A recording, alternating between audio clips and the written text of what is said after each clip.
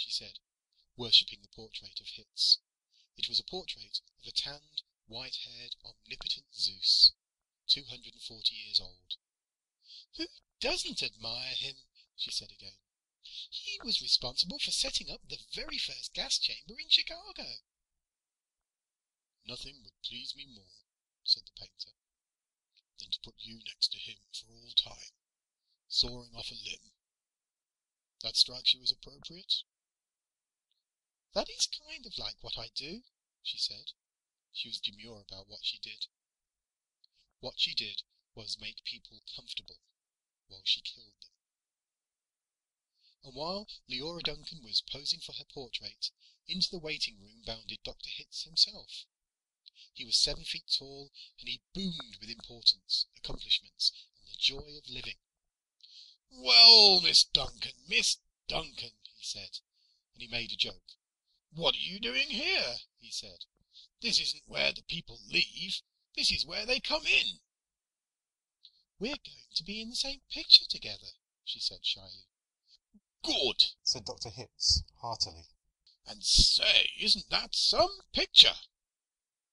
"I sure am honored to be in it with you," she said.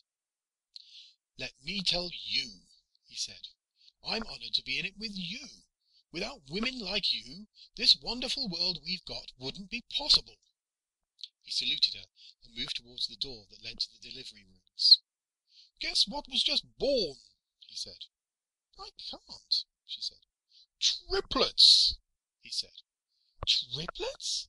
she said. She was exclaiming over the legal implications of triplets. The law said that no newborn child could survive unless the parents of the child could find someone who would volunteer to die. Triplets, if they were all to live, called for 3 volunteers. "Do the parents have 3 volunteers?" said Leora Duncan. "Last I heard," said Dr. Hitz, "they had 1, and were trying to scrape another 2 up." "I don't think they made it," she said. "Nobody made 3 appointments with us. Nothing but singles going through today, unless somebody called in after I left. What's the name?" "Whaling," said the waiting father, sitting up, red-eyed and frowsy. "Edward K. Whaling, Jr. is the name of the happy father-to-be." He raised his right hand, looked at a spot on the wall, gave a hoarsely wretched chuckle. "Present," he said. "Oh, Mr. Whaling," said Dr. Hitz, "I didn't see you." "The invisible man," said Whaling. "They just phoned me that your triplets have been born," said Dr. Hitz. "They're all fine, and so is the mother. I'm on my way in to see them now." "Hooray," said Whaling emptily. "You don't sound very happy," said Dr. Hitz. "What man in my shoes wouldn't be happy?" said Whaling. He gestured with his hands to symbolize carefree simplicity. "All I have to do is pick out which one of the triplets is going to live, then deliver my maternal grandfather to the happy hooligan, and come back here with a receipt." Dr. Hitz became rather severe with Whaling, towering over him. "You don't believe in population control, Mr. Whaling?" he said. "I think it's perfectly keen," said Whaling tautly. "Would you like to go back to the good old days, when the population of the earth was 20 billion, about to become 40 billion, then 80 billion, then 160 billion? "Do you know what a druplet is, Mr. Whaling?" said Hitz. "No," said Whaling sulkily. A druplet, Mr. Whaling, is one of the little knobs, one of the little pulpy grains of a blackberry," said Dr. Hitz. "Without population control, human beings would now be packed on the surface of this old planet like druplets on a blackberry. Think of it!" Whaling continued to stare at the same spot on the wall. "In the year 2000," said Dr. Hitz, "before scientists stepped in and laid down the law, there wasn't even enough drinking water to go around, and nothing to eat but seaweed. And still people insisted on their right to reproduce like jackrabbits. and their right, if possible, to live forever." "I want those kids," said Wailing quietly. "I want all three of them."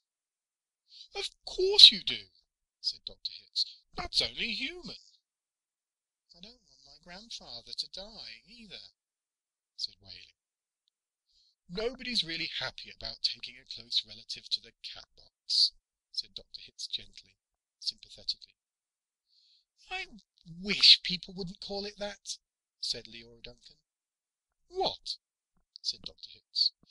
"I wish people wouldn't call it the cat box and things like that," she said. "It gives people the wrong impression." "You're absolutely right," said Dr. Hitz. "Forgive me." He corrected himself, gave the municipal gas chambers their official title, a title no one ever used in conversation. "I should have said Ethical Suicide Studios," he said. "That sounds so much better," said Leora Duncan. "This child of yours, whichever one you decide to keep, Mr. Wailing," said Dr. Hitz, "he or she is going to live on a happy, roomy, clean, rich planet, thanks to population control, in a garden like that mural there." He shook his head. "2 centuries ago, when I was a young man, it was a hell that nobody thought could last another 20 years. Now, centuries of peace and plenty stretch before us as far as imagination cares to travel." He smiled luminously. The smile faded as he saw that Wailing had just drawn a revolver. Wailing shot Dr. Hitz dead. "There's room for one, a great big one," he said. And then he shot Leora Duncan. "It's only death," he said to her as she fell. "There, room for 2. And then he shot himself, making room for all 3 of his children. Nobody came running. Nobody, seemingly, heard the shots. The painter sat on top of his step-ladder, looking down reflectively on the sorry scene. The painter pondered the mournful puzzle of life demanding to be born, and, once born, demanding to be fruitful, to multiply, and to live as long as possible, to do all that on a very small planet that would have to last forever. All the answers that the painter could think of were grim. Even grimmer, surely, than a cat box, a happy hooligan, an easy go. He thought of war. He thought of plague. He thought of starvation. He knew that he would never paint again. He let his paintbrush fall to the drop cloths below, and then he decided he had had about enough of life in the happy garden of life too. And he came slowly down from the ladder. He took Wailing's pistol, really intending to shoot himself, but he didn't have the nerve. And then he saw the telephone booth in the corner of the room. He went to it, dialed the well-remembered number. 2B R02B. "Federal Bureau of Termination," said the very warm voice of a hostess. "How soon can I get an appointment?" he asked, speaking very carefully.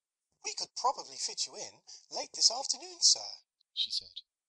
"It might even be earlier if we get a cancellation." "All right," said the painter. "Fit me in, if you please." And he gave her his name, spelling it out. "Thank you, sir," said the hostess. "Your city thanks you. Your country thanks you. Your planet thanks you. But the deepest thanks of all is from future generations." End of 2B R02B by Kurt Vonnegut, Jr. Recording by Dennis Lane in Pretoria, South Africa.